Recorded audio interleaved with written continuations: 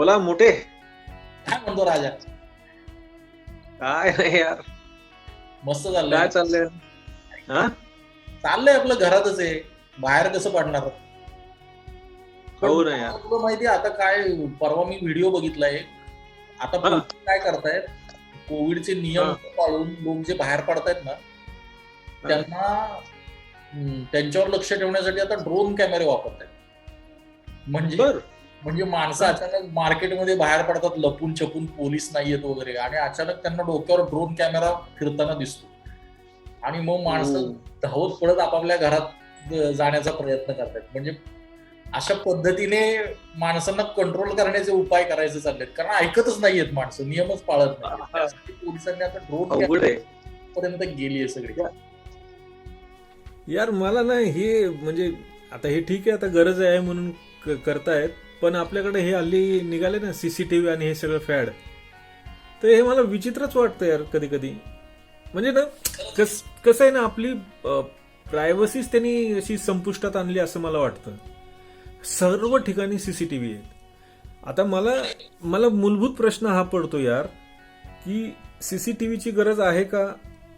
तर कदाचित आहे, पण मग आपला म्हणजे काय गरज आहे नेमकी? माणसांवर विश्वास नाहीये का? काय नेमकं काय होतंय? म्हणजे तुला सांगतो ना, सीसीटीव्हीचं दिल्लीमध्ये तेच केजरीवाल म्हणाला, मी सगळ्या रस्त्यांवर सगळीकडे सीसीटीव्ही कॅमेरे लावणार. तर ते त्यावेळी लोकांनी हेच प्रश्न विचारले, अरे रस्त्यानं चालताना सतत आपल्यावर कॅमेऱ्याची नजर आहे. तर त्याच्यावर केजरीवालचं म्हणणं असं होतं, क्यों क्या करना है तुमको जो दुनिया को नहीं दिखाना है? जर तुम्ही सगळे व्यवस्थित वागताय तर काय हरकत आहे वरून बघितलं तर. पण त्याच वेळी प्रश्न हा आहे की सतत माझ्यावर कोणीतरी वॉच ठेवतोय, ही गोष्ट केवढी त्रासदायक आहे या सगळ्यामध्ये. म्हणजे कोविड काळात ह्या गोष्टींची आता गरज आहे म्हणून आपण हे सगळं मान्य करतोय, पण हे एरवी अत्यंत त्रासदायक आहे. आणि याच्यात आपण विश्वासच ठेवत नाही आहोत समोरच्यावर. की म्हणजे आजकाल तुला माहिती आहे का, काही जण आपल्या घरात मुलांना सांभाळायला जे लोक येतात, नोकर वगैरे असतात किंवा कोण सांभाळत असतात, तर त्यांच्यावर लक्ष ठेवायला ना घरात रूममध्ये सीसीटीव्ही ठेवून जातात, लावून जातात, कॅमेरे लावून जातात. म्हणजे ऑफिसमधून ते बघत राहतात की हा नीट सांभाळतोय का आपल्या मुलांना. तर हे म्हणजे हे केवढं टेन्शन आहे. आणि अचानक त्या कॅमेऱ्यात ते दिसले नाहीत तर ते अस्वस्थ होतात की अरे हा कुठे गेला किंवा काय झालं. तर हे किती डेंजर आहे ही गोष्ट. आणि याच्यात ह्युमन बिंग म्हणून एकमेकांवरचा विश्वासच संपलाय. हे अधोरेखित होते या सगळ्यामुळे, नाही? आपण जे वाक्य ऐकत आलोय पूर्वीपासून की माणसाच्या नात्याचा पाया कशावर आहे, तर विश्वासावर आहे.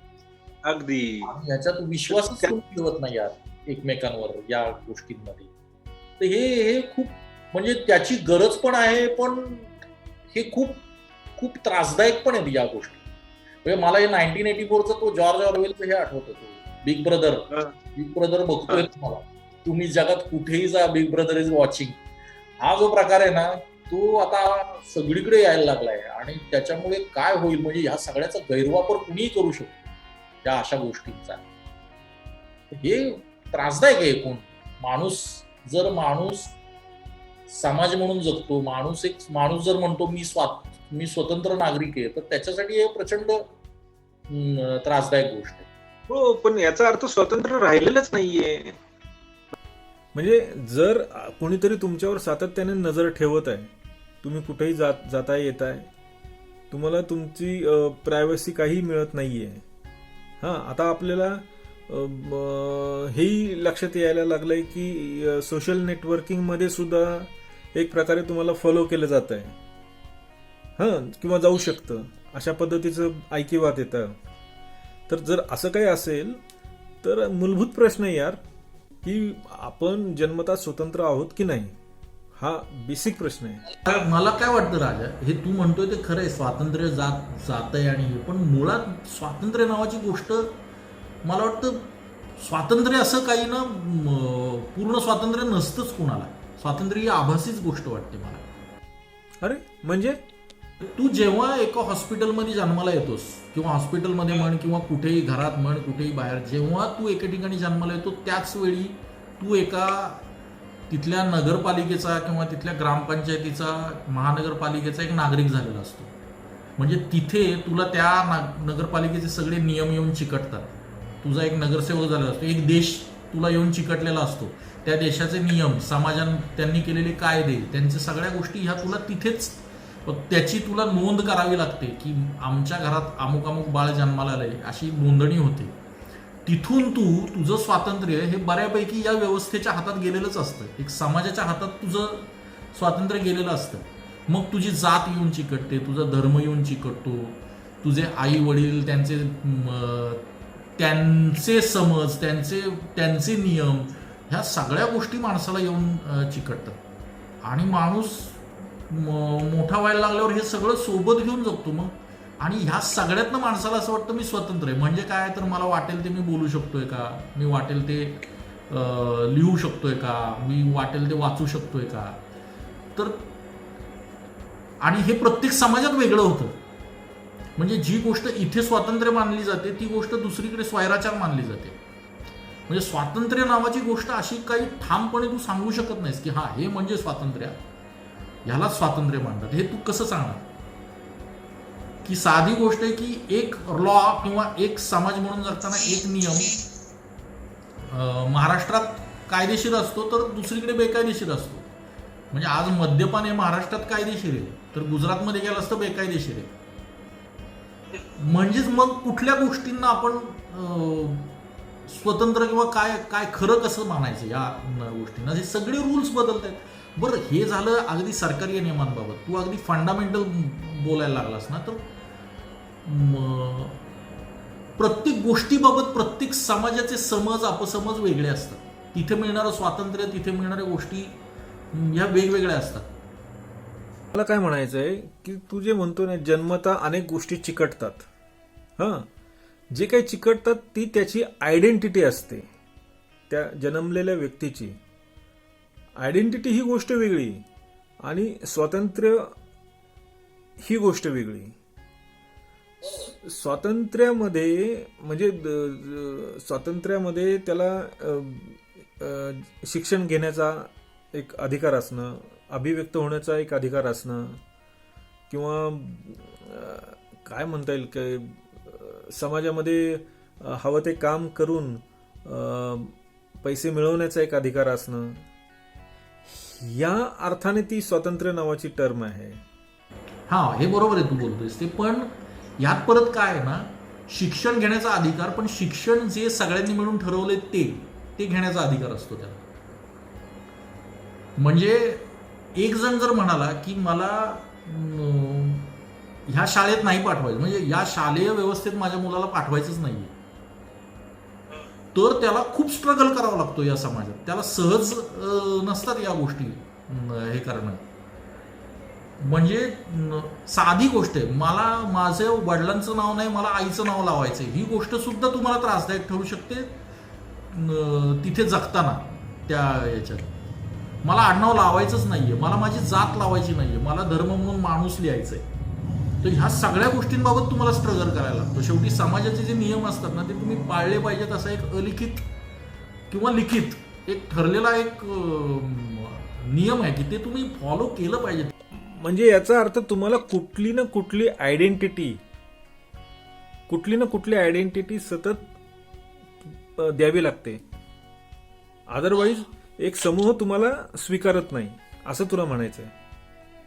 स्वीकारायला लागते, कारण माणूस हा स्वतंत्र वगैरे किती म्हणला ना तरी माणूस हा त्या समाजाचा भाग असतो, माणूस हा त्या समूहाचा भाग असतो. आणि माणूस जगतो ते मुळात समूह म्हणूनच जगतो. ह्याच्याबद्दल तुला काय वाटतं? म्हणजे मुळातच माणूस हा समूहात जगणारा प्राणी आहे ना. हो, पण माणूस बेसिकली काय सर आहे, एक इंडिव्हिज्युअल आयडेंटिटी पण आहे मुळात. तो एकटा जन्माला येतो, एकटा जगतो, एकटा जातो आणि एकटा विचार करतो. म्हणजे मला काय म्हणायचं आहे की माणूस इंडिव्हिज्युअल हा त्याचं जगणं हे वैयक्तिक आहे, व्यक्तिगत आहे. त्यामुळे त्याचे स्वतःच्या आयुष्याबाबतचे निर्णय असतील किंवा जगण्याची पद्धत असेल, हे निवडण्याचं स्वातंत्र्य किंवा त्या पद्धतीने जगण्याचं स्वातंत्र्य हे कायम त्याला असलं पाहिजे किंवा असतंच ऍक्च्युअली. हा, पण ते मिळत नाही बऱ्याचदा समाज या गोष्टीमध्ये. कारण माणूस कळपाने जगणारा प्राणी आहे ना, आणि कळपाचे नियम सगळ्यांना लागू असतात. ते नियम तोडले की माणसाला त्रास होतो त्या हो, सगळ्या. म्हणजे याचा अर्थ इंडिव्हिज्युअल माणूस हा त्या कळपामध्ये हे होतो, दबला जातो. खरंय, जातो जातो. जातो. इंडिव्हिज्युअली त्याला त्याचं आयुष्य जगता आलं पाहिजे का नाही? आलं पाहिजे म्हणजे हवी होतं कामा नये. म्हणजे आणि कळप करून जगणं हेच मला विचित्र वाटतंय. म्हणजे मुद्दा बरोबर आहे की माणूस हा कळपाने जगतो का, तर हो, बहुधा आपल्याला असं शिकवलं गेलंय. पण मला तसा विचार करताना नेहमी हे आता वाटत आलंय की पूर्वी जशा टोळ्या होत्या, उत्क्रांतीच्या अगदी सुरुवातीच्या टप्प्यांवर वेगवेगळ्या टोळ्या असतील, हा, आणि सत्ता हस्तगत करण्यासाठी त्यांच्यात युद्ध होत असतील. प्रत्येक टोळीचे आपले आपले नियम ठरवून ते करत असतील. तसं हल्ली मला असं वाटतंय की वेगवेगळ्या टोळ्याच आहेत की काय. मग बघ ना, एक विशिष्ट प्रोफेशन ती एक वेगळी टोळी, दुसरं प्रोफेशन ती वेगळी टोळी, अशा प्रत्येकाच्या आपल्या आपल्या टोळ्या आहेत. फक्त अंगावर कापडं आलेली आहेत, कापडं बदललेली आहेत, भाषा बदलली असेल कदाचित, पण मूळ आपण आदिम समाजापासून वेगळे झालो आहोत का आता? का आपण तसेच वागतो आहोत? नाही, हे खरं आहे तुझं की समूह म्हणून आपण तेच वागतो आहोत का आता? कारण आजही घडणाऱ्या अनेक घटना बघ कशा आहेत.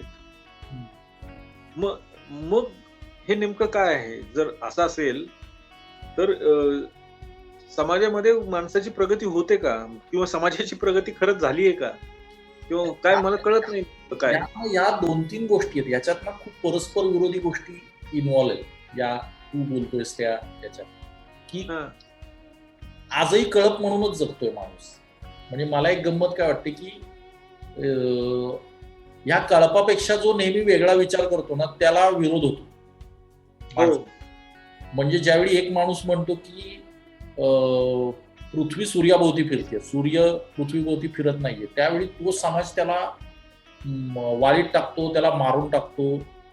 पण त्याच्या पुढचा समाज आज ते म्हणणाऱ्या माणसाचाच सन्मानानं उल्लेख करतो, कारण भविष्यात पुढच्या समाजाला त्याच्या या म्हणण्याचा उपयोग होतो आणि त्यांना ती गोष्ट म्हणायला म्हणजेच त्या समाजातनं जे वेगळे विचार मांडतायत, जे महत्वाचे विचार मांडतायत, ते त्या समाजाला त्रासदायक वाटतात. त्या समाजात त्या कळपाला ते नको असतात माणसं, आणि तीच माणसं पुढे जाऊन पुढे तयार होणारा जो कळप आहे ना त्यांचा आयडॉल बनतात.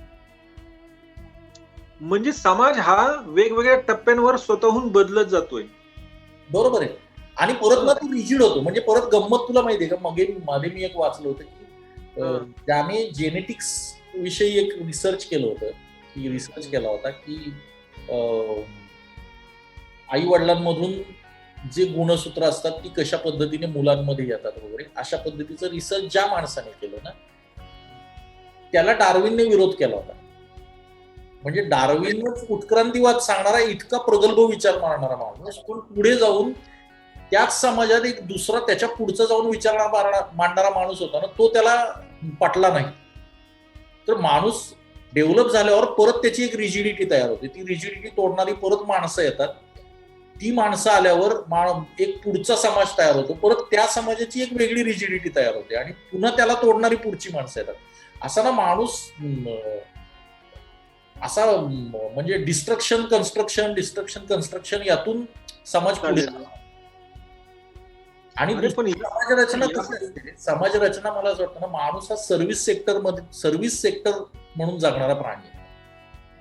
हो, पण मग इंडिव्हिज्युअल प्रगती नावाची गोष्ट काय गृहीत धरायचीच नाही काय. म्हणजे उदाहरणार्थ की एका समाज व्यवस्थेमध्ये, म्हणजे आता आपलंच उदाहरण घे की आपण आता हे वापरायला लागलोय झूम किंवा ह्या टेक्नॉलॉजी जी काही आता प्रगत झाली ती वापरतोय. यातलं आपल्याला फारसं काही कळत नाही मुळात. हे कोणीतरी शोध लावला आहे आणि त्याचा आपण फायदा घेतोय. असे आपल्यासारखे अनेक लोक आहेत की आपण ऍक्टिव्हली काही करत नाही आहोत तो समाज पुढे न्यायला खरं तर, पण आपण फक्त फायदे घेतो एक प्रकारे. असा लाभार्थी असलेला जो वर्ग आहे भला मोठा, जो शोध लावत नाहीये, म्हणजे कन्स्ट्रक्टिव्ह काय करत नाहीये एक प्रकारे. आणि आपण ज्यांनी कुणी शोध लावले ती लोक, ज्यांनी कम्प्युटरचा शोध लावला असेल त्याच्या बळावर आता अनेक पिढ्या हे आता वेगळं कल्चर जगायला लागलेलं आहे.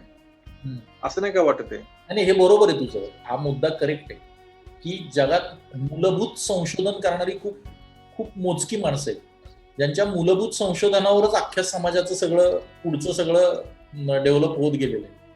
म्हणजे दिवा शोधणं असेल, चाकाचा शोध लागणं असेल, घड्याळ सापडणं माणसाला, आग सापडणं, असे फंडामेंटल ज्या ज्या ज्या लोकांनी गोष्टी केल्या असतील.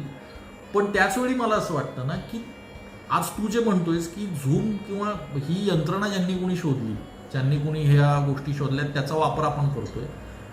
पण त्याचा वापर पुन्हा आपण कुठल्या कारणांसाठी करतोय, ह्यातून उद्या दुसऱ्या कोणाला काही मिळणार आहे का? तसं जर झालं तर आपलं करणं म्हणजे आपल्या ह्या बोलण्याचा उपयोग होईल असं मला म्हणायचं नाहीये. पण त्या गोष्टींमधून ज्या गोष्टी घडतात ना, त्यातनंही समोरच्याला उपयोग होतच असतो. म्हणजे फंडामेंटल करणारी काही माणसं जशी महत्वाची आहेत ना, तशी प्रत्येक त्याचा वापर करून परत वेगळं काही करू पाहणारा किंवा त्यांच्या सहाय्याने वेगळं काही करणारी ती पण माणसं तेवढीच महत्वाची. म्हणजे एकाने बूट शोधला, ते बूट घालून एक जण 100 मीटर पाळला, तर त्यानं 100 मीटर पळून परत मॅनकाइंडला पुढंच नेलंय. माणसाला काहीतरी त्यानं परत दिलंच आहे त्याच्यातून. म्हणजे एकमेकांच्या शोधांमुळे माणसाला उपयोग होतोय. कारण माणूस मुळातच मला असं वाटतं ना की एकमेकांना सर्व्हिस देत जगणारा माणूस आहे. म्हणजे ज्ञान ही गोष्ट मला ही एक मॅरेथॉन सारखी वाटते. मॅरेथॉन नाही, सॉरी, ही रिले सारखी वाटते मला. ही एक रिले चाललेली आहे, गेले कित्येक शतकं माणसाची रिले कॉम्पिटिशन चाललेली आहे. म्हणजे एक समाज एक गोष्टीचा रिसर्च किंवा काही गोष्टी शोधून दुसऱ्या टप्प्यापर्यंत आणतो, तिथून ती माणसं ते घेऊन पुढे जातात. म्हणजे आता अवकाश संशोधन म्हटलं तर काही माणसांनी जे शोधलं त्याचा उपयोग त्याच्या पुढच्या सायंटिस्टना होतो, त्याचा उपयोग त्याच्या पुढच्या सायंटिस्टना होतो, त्याचा उपयोग त्याच्या पुढच्या सायंटिस्टना होतो. असं करत करत करत माणूस पुढे चाललाय. म्हणजे मध्यंतरी मी एक वाचलं होतं ना की एक मुलगा टार्झन प्रमाणे जंगलात वाढला की आत्ताचा मुलगा, म्हणजे काही वर्षांपूर्वीची गोष्ट आहे, तर तो एका प्रगत मानवाचा मुलगा असूनही तो अत्यंत बेसिक गोष्टीच करू शकत होता. जे आपण म्हणतो ना की माणसाचा मेंदू प्रगत आहे, पण तो मेंदू प्रगत समूहामध्येच असल्यावरच होतो, कारण त्याला समूहातनंच इनपुट्स मिळतात. त्या मेंदूला जर इनपुट्सच नाही मिळाले ना तर तो काय करणार? म्हणजे मला वाटतं की माणूस आज जे करतोय, माणसानं आज ज्याला आपण प्रगती म्हणतो, सगळं हे जे काही केलंय ना, हे सगळं हे माणूस समूह म्हणून जगल्यामुळंच झालेलं आहे. म्हणजे या समूहामुळेच झाले. म्हणजे समूहामुळे इंडिव्हिज्युअल्सना प्रॉब्लेम आले होय, पण त्या इंडिव्हिज्युअल्समधून परत समूह तयार झालेत आणि समूहामधून जगण्यामुळेच माणूस आज इथपर्यंत येऊन पोहोचलाय. माणूस इंडिव्हिज्युअल जगत असता पूर्णपणे स्वतंत्र तर माणूस इथपर्यंत येऊच शकला नसता. पण मग आता एक प्रश्न असा आहे की प्रत्येक इंडिव्हिज्युअल हा इतका इंडिव्हिज्युअल असतो, त्याचं स्वतःचं एक वेगळं मत असतं आणि बहुतेकांची मतं भिन्नता असते. प्रत्येकाचे बिलीफ वेगवेगळे आहेत, विश्वास वेगवेगळे आहेत. असं असताना तो एक समाज कसा तयार होईल? म्हणजे त्या समाजामध्ये सुद्धा एक विरोधाभासी सगळं चित्र तयार होत राहणार, परस्पर विरोधाभासी. ह्याविषयीच तर गेले कित्येक शतकं जी वेगळा विचार करणारी माणसं आहेत, जी फिलॉसॉफर्स आहेत, जे काही समाजाला शांततेचं आवाहन करणारी माणसं आहेत, ते लोक याच विषयी बोलत आहेत. गेले कित्येक शतकं झाले की समाज म्हणून जगताना तुम्ही त्यातला विरोधाभास मान्य करा. म्हणजे आपण विविधतेतून एकता आणि ह्या ज्या काही गोष्टी म्हणतो किंवा डिफरन्स ऑफ ओपिनियन, तुम्ही सोशली एकत्र आहात, पण ह्याचा अर्थ असा नका घेऊ की सोशली प्रत्येकाने सगळे नियम, प्रत्येक गोष्ट तुम्ही म्हणता तशीच पाळली पाहिजे. त्याचे ओपिनियन डिफरंट असू शकतात, त्याची जगण्याची पद्धत वेगळी असू शकते. तूच मागे एकदा जे बोलला होतास की त्याच्यामुळे जर कुठल्या जीविताला इजा होत नसेल, दुसऱ्या माणसाला जर त्याचा काही त्रास होत नसेल, तर तुम्ही त्याच्या ओपिनियनचा आदर केला पाहिजे. तुम्ही त्याच्या जगण्याचा आदर केला पाहिजे. पण तसं होत नाहीये.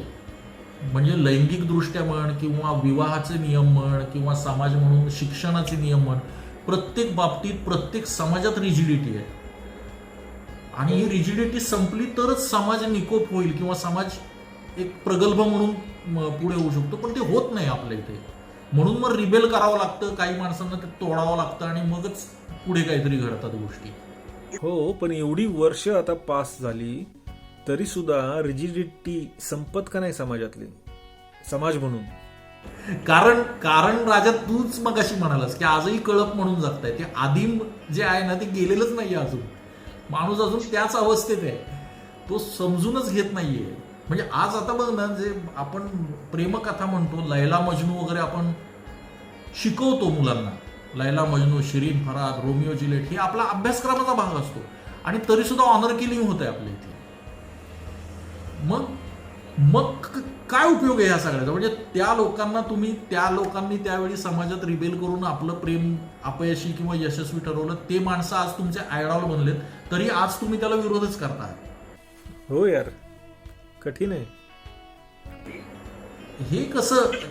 आणि हे समाज म्हणजे विरोधाभास हे समाजाचं ना, मला वाटतं अविभाज्य अंग आहे. की कॉन्ट्रडिक्शन केवढी आहे मग? कॉन्ट्राडिक्शन हा माणसाच्या आयुष्याचा मला म्हणजे वाटतं इंडिव्हिज्युअल लेवलला पण कॉन्ट्रडिक्शन असते, अनेकांमध्ये असतेच ऍक्च्युली. असतेच असते, प्रत्येकात असते. समाज म्हणून- त्या विरुद्ध मत नंतर व्यक्त करतो, माहिती इतका आपला विरोधाभास असतो. हा, मत बदलणं ही गोष्ट वेगळी, पण बऱ्याचदा सोयीनुसार गोष्टी बदलतात, तेही होतं. पण आपण स्वतःला कॉन्ट्रॅडिक्ट केलं हे अनेकांना कळत सुद्धा नाही कधी कधी. तर नाही कळत इतके सहज ते कॉन्ट्रॅडिक्ट करून जातात. आपल्याला कुणालाच या गोष्टी कळत नाहीत. आणि मला तुझं कळतं की बघा राजा कॉन्ट्राडिक्टरी वागतो, पण स्वतःच कळत नाही. हा प्रत्येक प्रॉब्लेम आहे. दुसऱ्याचं बघता येतं. खूप आत्मपरीक्षण केलं तर तुम्हाला तुमचं कॉन्ट्रडिक्शन कळायला लागतं की मी इथे चुकीचं आहे, किंवा अरे मी इकडे असं म्हटलं आणि मग इकडे का असं. मग माणूस ना गडबडतो स्वतःचं कॉन्ट्रडिक्शन कळलं की, आणि मग स्वतःला सावरायला बघतो त्या गोष्टींमध्ये. त्यामुळे हे चालूच राहणार. पण तरी मला असं वाटतं की हा दुसरी एक गोष्ट मगाशी तू जे म्हणालास ना, फंडामेंटल शोध, त्यात एक ऑब्झर्वेशन म्हणून मी मध्ये एक फिल्म बघत होतो ना, त्याच्यात छान गोष्ट बोलला होता तो की माणसाला पूर्वी ताऱ्यांकडे बघून दिशा कळायच्या.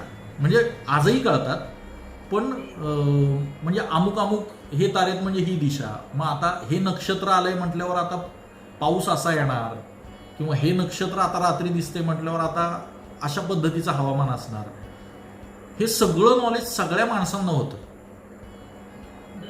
पण जसे दिवे आले, जशी रात्र संपली माणसाच्या आयुष्यातली, सगळ्या माणसांना रात्री वर बघण्याची गरजच उरली नाहीये. तसं पूर्वी जे लाखो करोडो लोकांना कळणारं विज्ञान होतं ना, ते एक विज्ञान नष्ट झालं. म्हणजे एक विज्ञान त्यांना न कळणारं झालं. आता त्यांना ते कळत नाही. आता ते त्या बाबतीत निरक्षर झालेत. म्हणजे एक माणसाचा शोध समूहाला पुढे नेतो. तू म्हणतो लाभार्थी करतो, त्यावेळी त्या समूहाला पूर्वी ज्या काही गोष्टी कळणाऱ्या होत्या त्या हळूहळू बंद होतात. नॉलेज पण जातं. म्हणजे हा, नॉलेज जातं. म्हणजे ज्ञानाची एक शाखा तयार होते, त्यावेळी ज्ञानाची एक शाखा तिकडे कुठेतरी मरत असते, गळून पडते. आईला हे डेंजर आहे. अरे पण खरं आहे, पूर्वी आकडेमोड किती सहज लोक करत असे, आता आपल्याला कॅल्क्युलेटरची सवय लागली आहे. असं अनेक गोष्टी झालेल्या आहे. फोन नंबर आपल्या लक्षात राहायचे लँडलाईन असताना, आता नंबर लक्षात नाही राहत. पण यात परत दुसरी गोष्ट अशी आहे ना की हे सगळं माणसाने का केलं? कारण माणसाला त्याच्या शारीरिक मर्यादांची जाणीव होती. म्हणून माणसाने मेंदूचा वापर करून, बुद्धीचा वापर करून तो इथपर्यंत आलाय. त्याच्यात त्यानं खूप गमावलंय, काही कमावलंय. आणि आता तर त्याला या फेजमध्ये तर खूप जाणवतंय की आपण काय काय गमावलंय या सगळ्या याच्यात. एक समाज म्हणून जगताना आपण किती हेवेदावे, किती गोष्टी, किती नॉलेज, किती हे गमावून बसलोय, या सगळ्याचा आज सगळा समाज विचार करतोय, अंतर्मुख. बघ ना, कोविड आल्याबरोबर सगळ्यात मोठी गोष्ट कशा झाली की सगळ्या देशांच्या सीमा आहेत, पण तरी देखील सगळा मानव समाज आता एक झाल्यासारखा झाला खरंय. आणि कोविड आपला शत्रू झाला. म्हणजे सीमारेषा सुद्धा पुसट झाल्या, देश एकमेकांना मदत करायला तयार व्हायला लागले, नाही का?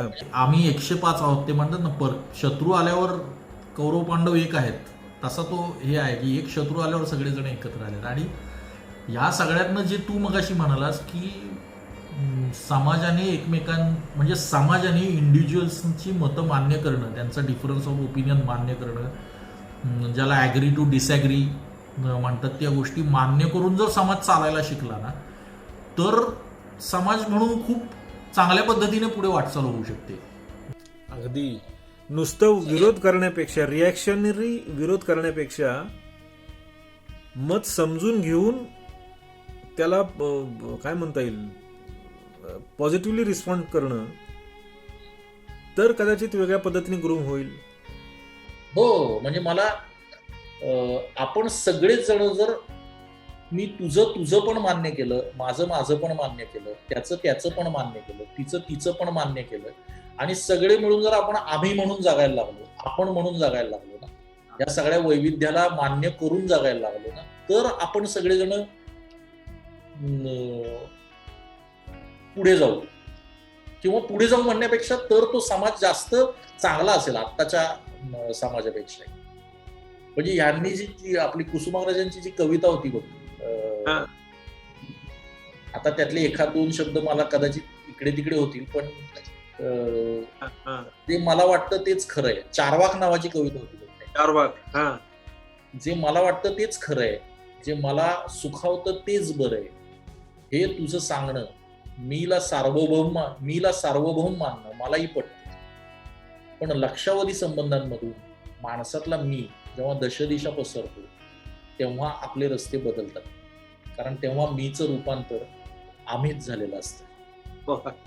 करेक्ट आहे, क्या बात आहे. तो जो थॉट आहे ना त्यांचा, की फक्त हे आम्ही म्हणून जगणं ना सगळ्या मीला मान्यता देऊन असेल ना, पण ते होईल नाही होईल काय माहिती, ते कधी काळी शक्य होईल काही सांगता येत नाही. खरे यार, बघूया आपण यातून बाहेर पडल्यावर ते व्हावं. हा मस्त विचार आहे. मीला मान्यता देऊन सगळ्यांनी आम्ही होणं, तर काहीतरी मजेशीर इंटरेस्टिंग होईल जगात. वा, तर या मुद्द्यावर आपण आजची चर्चा थांबवू. ठीक आहे, वा, चालेल. मस्त, मजा आली. चालेल, ठीक आहे, भेटूया. बाय. Bye bye bye. माझ्यात मी, तुझ्यात मी, त्याच्यात मी, तिच्यात मी, साऱ्यात मी, मी मी मी आणि मी न जग सारं व्यापून गेलंय. आणि म्हणूनच आम्ही असे एकत्र कधी दिसतच नाही. देशगणिक, धर्मगणिक, जातगणिक, लिंगभेदागणिक कायम विभागले जातो. आणि मी अंशाने सर्वात वाटला जातो.